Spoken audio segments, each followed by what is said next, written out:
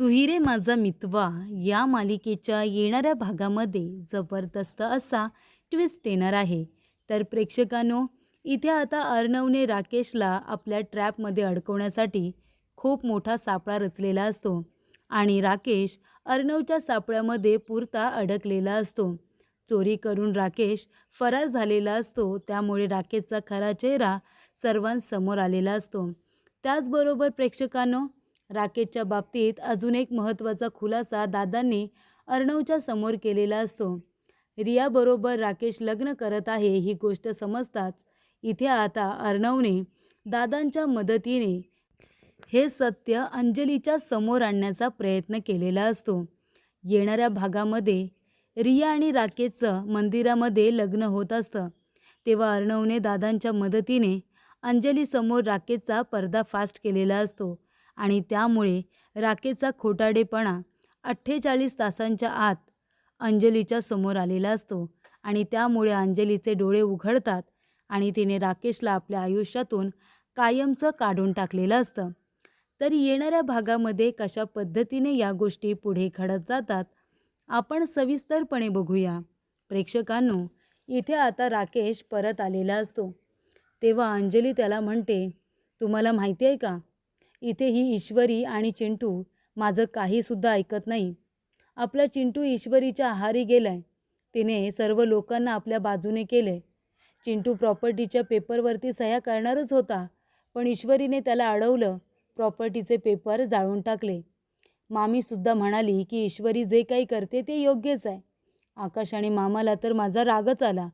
आणि माहिती आहे तुम्हाला, आजी आली ना, ती मलाच बोलली, ईश्वरीला काहीसुद्धा बोलली नाही. उलट आजी म्हणाली की ईश्वरीने जे केलं ते बरोबरच केलं. घराच्या वाटण्या होऊ नये, नाती तुटू नये यासाठी ईश्वरीला जे योग्य वाटलं ते तिने केलं आणि ते घराच्या हितासाठी होतं. तेव्हा इथे आजीसुद्धा मलाच बोलली आणि घरातले सगळे ईश्वरीच्याच बाजूने आहेत. तेव्हा राकेश म्हणत असतो, अंजली तू काळजी करू नको. जे काही करायचं ते आपण आता कायद्यानेच करायचं. तू नको काळजी करू, मी आहे तुझ्याबरोबर. फक्त आता आपल्याला एक काम करायचं आहे. घरामध्ये गेल्यानंतर मी जे काही बोलेन ना त्याच्यामध्ये फक्त तू हो हो एवढंच करायचं. माझ्या बोलण्याला हो म्हणायचं. बाकी जे काही करायचं आहे, जे काही बोलायचं आहे ते मी बरोबर बोलेन. तेव्हा इथे अंजली म्हणते, ठीक आहे, बरं झालं आलात तुम्ही. तुम्हीच तर फक्त एक आधार आहात. बाकी कोण आहे हो माझं? चिंटूसुद्धा मला परका वाटायला लागला आहे आणि आजीसुद्धा. ही माझी सख्खी माणसं माझी मला वाटतच नाही आहेत. कुणीतरी अनोळखी आहेत असंच वाटतंय. त्या ईश्वरीने सगळ्यांवरती काय जादू केली आहे काय माहिती. तेव्हा राकेश येतो घरामध्ये. तेव्हा अंजली म्हणते, आजी, मामी, मामा, चिंटू सगळे बाहेर या. सगळेजण आता बाहेर येतात. आजी म्हणते, काय गं अंजली, काय झालं? तेव्हा अंजली म्हणते की हे आलेत ना परत, त्यांना तुमच्या सगळ्यांजवळ काहीतरी महत्त्वाचं बोलायचं आहे. तेव्हा इथे राकेश म्हणत असतो, माफ करा, पण इथे घडलेला प्रकार मला अंजलीने सांगितला. आता हा सगळा तुमचा फॅमिली मॅटर असला तरी अंजली माझी बायको आहे. आणि हे बघा, जेव्हा मी अंजलीबरोबर लग्न करायला आलो होतो तेव्हा जे काही आहे ते स्पष्टपणे मी तुम्हाला सांगितलं होतं. मी आता एक वकील आहे.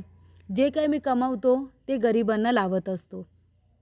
त्यामुळे आता सगळी जबाबदारी अंजलीची अर्णवने घेतली होती आणि अर्णव म्हणाला होता की जे काही असेल ते माझ्या ताईचा आणि माझाही खर्च अर्णव करणार म्हणून. पण मी जास्त माझा खर्च काही अर्णवला दिला नाही. पण आता आमच्या बाळाच्या भविष्याचा विचार करून जर अंजलीने एखादा निर्णय घेतला होता तर तुम्ही सगळेजण तिला विरोध का करताय? म्हणजे जर माझ्या बायकोने कायद्याने प्रॉपर्टीचा अर्धा हिस्सा मागितला असेल तर तो तुम्ही तिला द्यायला हवा होता ना. आता ती एकटी नाही आहे, आमचं कुटुंब मोठं होणार आहे, आमचं बाळ येणार आहे आणि तिला जर तिच्या बाळाची चिंता आहे, त्याच्या भविष्याची चिंता आहे आणि म्हणून ती जर प्रॉपर्टी मागत असेल तर तुम्ही ती द्यायला पाहिजे होती ना. का नाही दिलीस तू अर्णव? ती तुझी बहीण आहे. प्रॉपर्टीवरती तुमच्या दोघांचा समान अधिकार आहे. आणि हे बघ, हे मला हवं आहे, मी लालची आहे म्हणून बोलतच नाही आहे. अरे मी प्रत्येक वेळेला गरिबांसाठी झटत असतो. 8-8 दिवस मी घरीसुद्धा येत नाही आणि बिझनेसमधलं मला काही कळत नाही. ते सगळं बघायला अंजलीच आहे आणि तू आहेस. तुम्ही दोघं भावंडं जोपर्यंत एकत्र होता तोपर्यंत सगळं ठीक होतं. पण आता ईश्वरीजी तुमच्या दोघांमध्ये फूट पाडण्याचं काम करतायत. आणि चिंटू, तू सुद्धा सगळं काही आता ईश्वरीजींचंच ऐकतोयस. त्या संपूर्णपणे घर इथे कंट्रोल करायला जात आहेत आणि तुम्ही सगळेजण त्यांच्यावरती आंधळा विश्वास ठेवता. हे काही मला योग्य वाटत नाही. आमचा तुमच्यावरती विश्वास नाही आहे. तेव्हा ईश्वरी म्हणते तसा आमचाही तुमच्यावरती विश्वास नाही. तुम्ही म्हणताय खरं की प्रॉपर्टीमध्ये तुम्हाला इंटरेस्ट नाही आहे. मग तुम्ही अंजलीताईंना समजावायचं सोडून हिस्सा मागण्यामध्ये पुढारपणा का घेताय? तेव्हा ईश्वरी म्हणत असते, तुम्ही अंजलीताईंना समजावा. या घरामध्ये अर्णव सरांनी कधी कुणामध्ये भेदभाव केलाय का? अहो, दर महिन्याला लागणारा खर्च प्रत्येक वेळेला प्रत्येकाच्या अकाउंटवरती ट्रान्सफर होत असतो. जो काही प्रॉफिट असतो त्यातला सुद्धा अर्धा हिस्सा अंजलीताईंच्या नावावरती अर्णव सर करतच असतात. मग त्यांना कसली इन्सिक्युरिटी आहे? त्यांना का असं वाटतंय की त्यांच्या बाळाचा विचार केला जाणार नाही आहे? हे सगळं तुम्हीच त्यांच्या डोक्यात भरवलं आहे ना जीजू? तेव्हा राकेश म्हणतो, बघ अंजली, आता इथे मी तुझ्या बाजूने बोलतोय तरी आरोप माझ्यावरती केले जात आहेत. अंजली म्हणते, ईश्वरी बास हां, माझ्याजवळ बोलतेस तोपर्यंत ठीक आहे. माझ्या नवऱ्याजवळ उद्धटपणे बोललेलं मी खपून घेणार नाही. तेव्हा इथे आता अंजली ही चिडलेली असते. ईश्वरी म्हणते, अंजलीताई, अहो मी जे काही सांगते ते चांगल्याचं सांगते. आपल्या घरामध्ये वाटण्या होऊ नयेत, घरामध्ये इथे वाद होऊ नयेत, एवढीच तर इच्छा आहे ना माझीसुद्धा. आणि घराचे 2 भाग झाले तर कोण आनंदी राहणार आहे सांगा बरं तुम्ही? जिजूंनी इथे वाटणं थांबवलं पाहिजे की त्यांनी वाटणी करण्यासाठी तुम्हाला प्रोत्साहन दिलं पाहिजे. तेव्हा मग मला असं वाटणारच ना की हा त्यांचा निर्णय आहे म्हणून त्यांनीच तुम्हाला भाग पाडले वाटण्या मागण्यासाठी.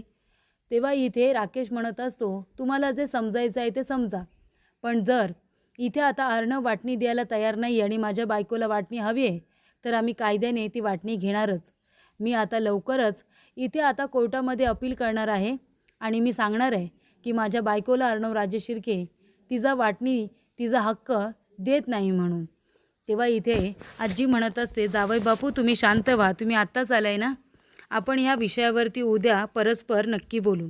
पण तोपर्यंत या विषयावरती कुणीही आता वाद घालणार नाही आहे. उद्या गुढीपाडवा आहे, त्यानिमित्ताने मला घरामध्ये सगळेजण एकत्र हवेत. नवीन वर्षाची सुरुवात होणार आहे. गुढी उभारून आपण सगळेजण नवीन वर्षाची सुरुवात करूया.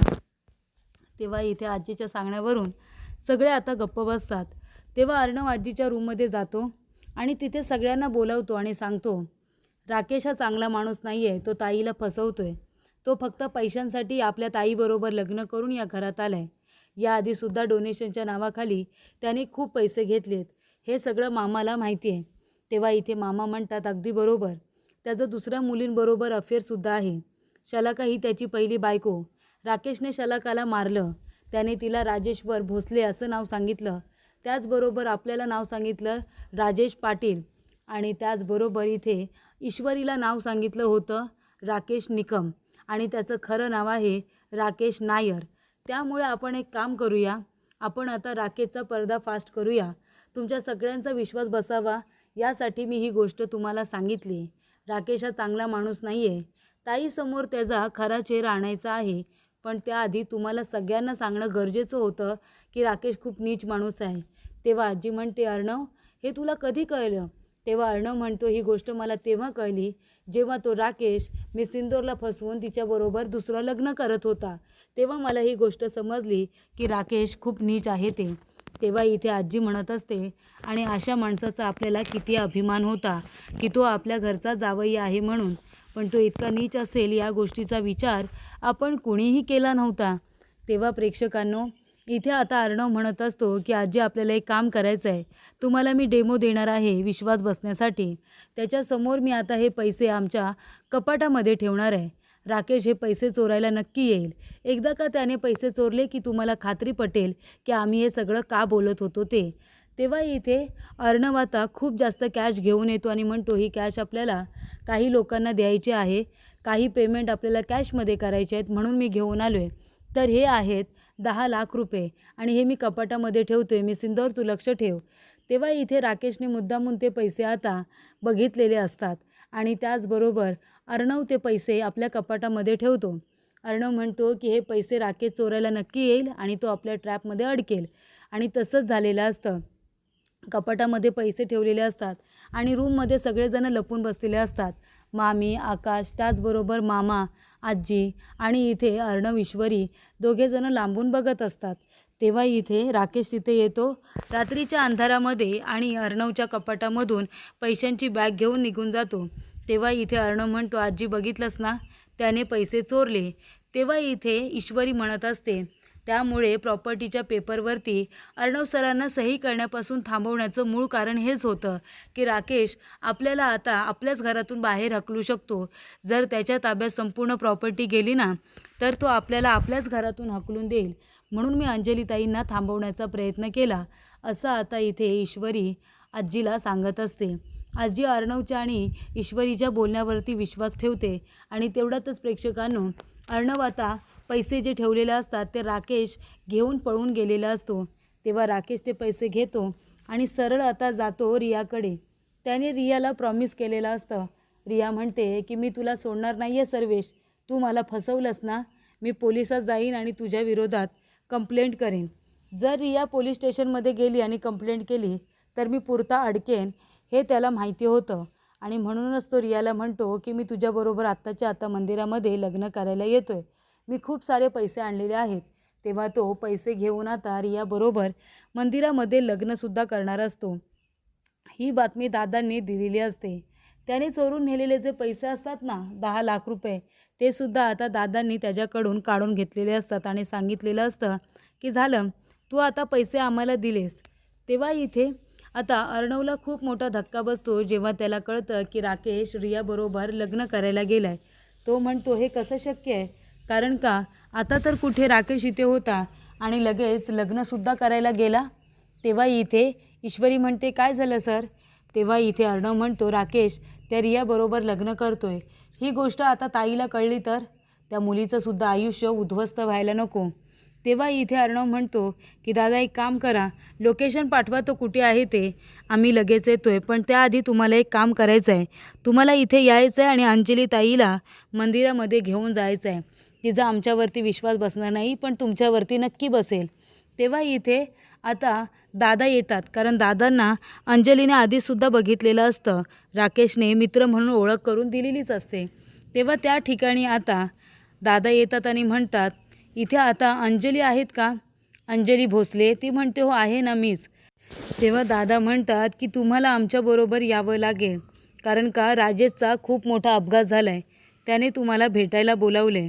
तेव्हा इथे आता अंजली म्हणते, चला लवकर चला, कुठे आहेत राजेश ते मला दाखवा.